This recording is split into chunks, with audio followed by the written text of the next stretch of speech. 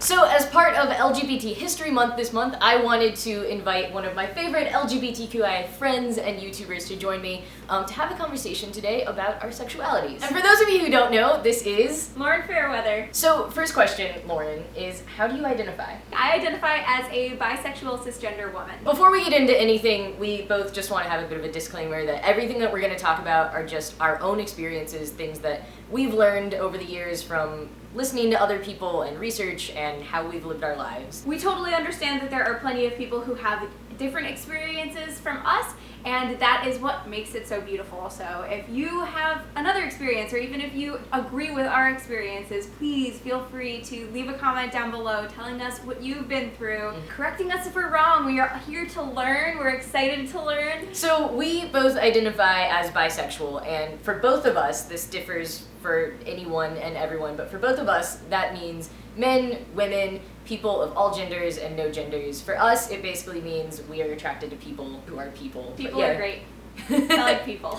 There are a lot of other terms that can encompass our experiences of bisexuality, such as pansexual or queer or polysexual. And frankly, sometimes we use those, sometimes we don't. I think the one that we both feel most assured in, the one that we feel honors us the best at this time, is bisexual. If you would like to read more about how all of those terms relate to each other, we have a great article that we recommend. I'll put the link down in the description box. And one last disclaimer is that we are going to be talking about our experiences as people who identify as bisexual, but a lot of the experiences and challenges that we're going to be talking about also are relevant to people who identify as bi or pan-romantic, or anywhere on the spectrum of sexuality to romantic identity, romantic attraction.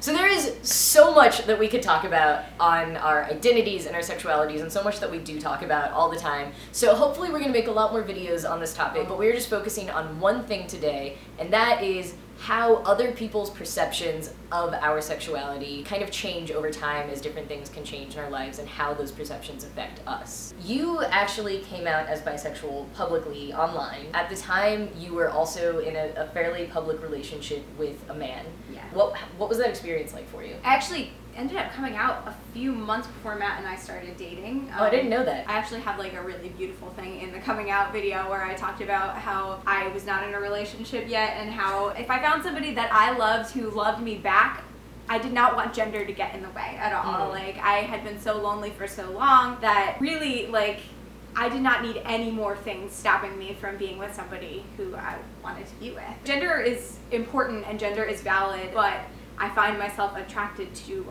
all genders all the time, basically. And being in a relationship has not stopped that necessarily. Just as someone who's in a straight relationship doesn't necessarily stop being attracted to all other people outside of the relationship. That's kind of how I've always felt. And being sort of out in the open in a community like this means that I was opening myself up to people not necessarily understanding what I was going through. So something you just said reminded me of what Hank actually said in his Human Sexuality is Complicated video. He gave the example of a heterosexual priest who practices celibacy as part of his religion. He doesn't stop being attracted to women just because he isn't having sex. He's choosing not to. Exactly, yeah. Exactly. So it's like that behavior versus identity thing. Yes. Like, your behavior is like, some may define as like heterosexual, but that does not change your identity. Just because you're not acting on something doesn't mean that it doesn't exist, doesn't mean that it's an attraction that isn't there. Right. When I was first making the decision to come out, I was understandably a little bit worried of negative reactions from people. Mm-hmm. What I could not have predicted was that the only negative reaction I got was from somebody within the LGBT community reacting to the fact that I am dating a man. Actually, the words that the person used was that I was abandoning the gay community by dating Matt instead of dating a woman. Wow. And they also worded their entire comment as if I were no longer bisexual, which is not the case. Handed in the bisexual card when you went out on a date with him. Oh yeah, for sure. I've been married for 4 years, still really firmly bisexual. Okay, if being married to a man means that you're no longer bisexual, that basically means that bisexuality doesn't exist, because then you would just be a lesbian.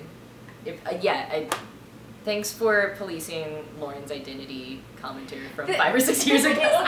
It made me feel really bad, not because they were right, because they were very, very wrong. It made me feel bad because I don't want the gay community and to think that I've abandoned them, because yeah. that could not be farther from the truth. I am part of the community. I care about the community. I know that the community has a lot of hard challenges to face, and I want to make them easier. I know that having a position of power in any community means that I have the ability to make things easier just by being visible and just by talking about my experiences, and I want to do that more. And so I'm very glad that you asked me to make this video with you, because it means that I can kind of combat that. Why is it important, and like why does it make a difference to be open and to talk about these issues on YouTube? Well, for me, I know that it helps me to see other people like me, to see how other people handle the challenges that they're going through, because when I'm going through something similar, it really helps me to see somebody else who has come through on the other side and is okay. For me, especially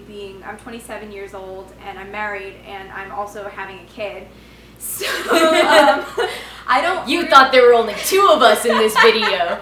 I would love to actually find somebody in this community who maybe has a YouTube channel, who is in a monogamous married relationship, and who is also a parent. I don't really know how my sexuality and how my identity as bisexual fits in with being a parent. And it would help me so much to see somebody who has been there and who talks about their experiences openly. So if I can kind of be open about my experiences and help somebody else in that same way, I will want to find that. Yeah.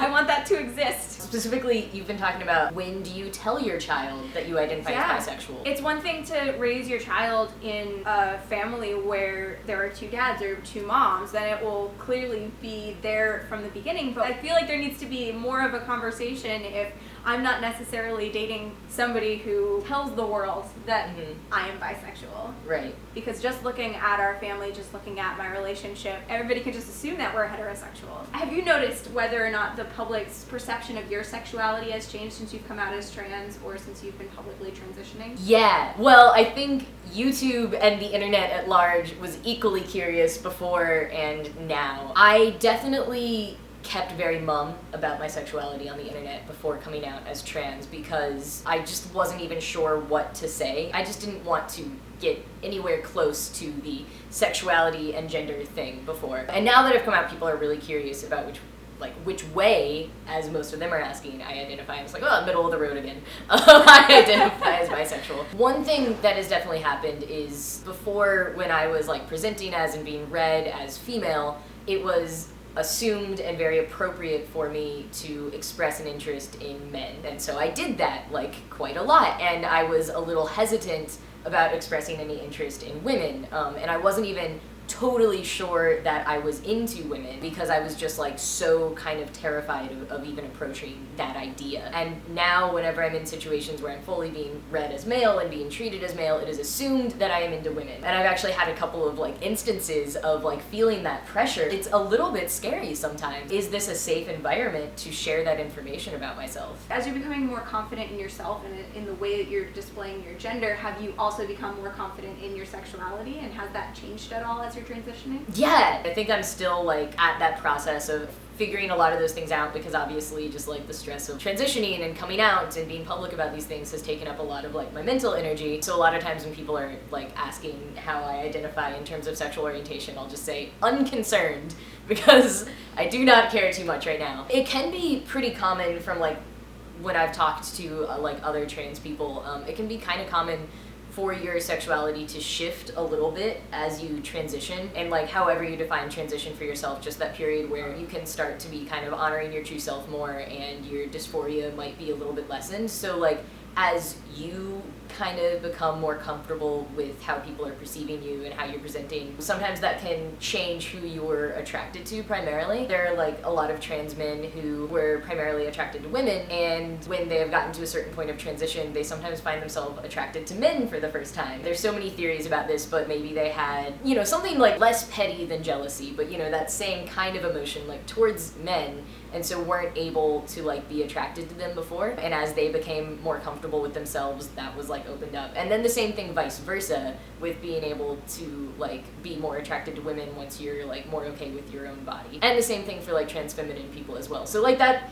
is an interesting thing that happens. You know, we so adamantly say all the time that gender identity and sexual orientation are two separate things, and they absolutely are, but like all things in the world, they are interconnected, and there is like that intersectionality there. Intersexuality.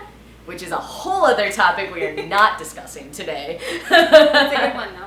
Yeah. You know, being so adamant about the divide between gender identity and sexual orientation, I think it's really, really good because, like, I had trouble realizing that trans people could be all different sexual orientations when I was growing up, and that actually, like, put a stop on me, like, realizing I was trans for a very long time. But it's good to talk about the way that they intersect because when I was coming out to a lot of friends initially, I was very hesitant to say that I was in any way attracted to women. I was like, nope, I am absolutely just 100% attracted to men, and that is it, because that's what most people in my life knew about me at the time, and I didn't want them to think that the two were related in any way. I didn't want them to think that gender identity and sexual orientation were conflated, so I like kind of fibbed a little bit about my sexual orientation to quite a handful of people just in order to like, I don't know, it's hard.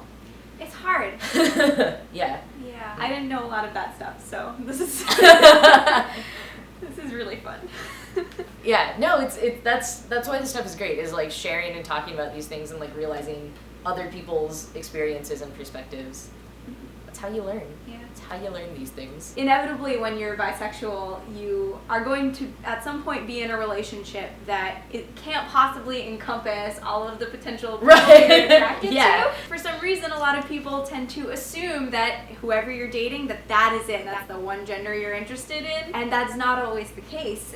And so I kind of wonder if we have a responsibility as people who are bisexual to remind people that we are bisexual. How do we assert our identity, and how do we remind people that, hey, by the way, that one person I'm dating does not encompass all of the people I would potentially be interested in dating if we're not in a monogamous relationship. Mm-hmm. It's important to assert that about yourself if like you are able to like do so, because there is so much like bisexual erasure in our world. Like you were saying before, it's important for like people to see themselves reflected in media, on YouTube, have like resources and other people to look to. Or even to have friends that they can say, oh, I know somebody who's in this situation that Yes. they can go to when they're having a problem, when they're having a hard time getting people to understand what it is they're going through. In your day-to-day life, it is so important. And I'm not saying like you always have to be open and out all the time, but like We're safe. Where it's safe. yeah, exactly. Like on that small scale, like we're not just talking about like our platforms on YouTube, but in your everyday life, it can be so powerful either to like be saying what your identity is, or just like to be talking about how you are accepting and you strive to be an ally of other people's identities, because you never know like how someone that you're talking to at that time might identify, and they might be struggling with something, and then they know that, oh, here's someone that I can talk to, and that is so powerful. It's really important. I didn't have that for a while growing up, Yeah, and I me think I would have been in a much better place a lot earlier in my life if I did. Yep.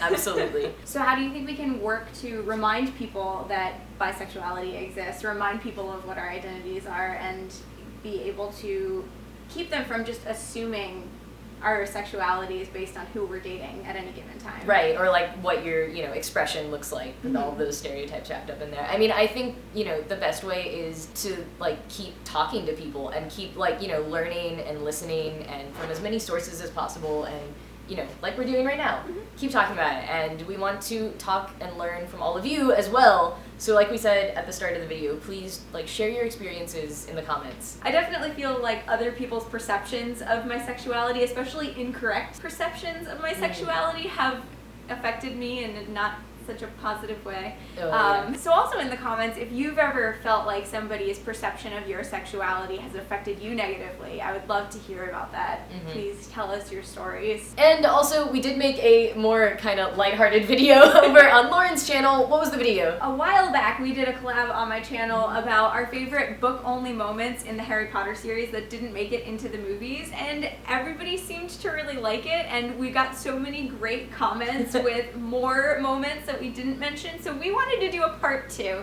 Heck yeah. So if you're interested in checking that out, definitely go over to my channel and watch our other collabs. Yeah, so go check that out. Make sure that you subscribe to Lauren, because she's amazing and wonderful and makes all kinds of different all kinds of different videos. Thank you for watching, and we'll see you next time.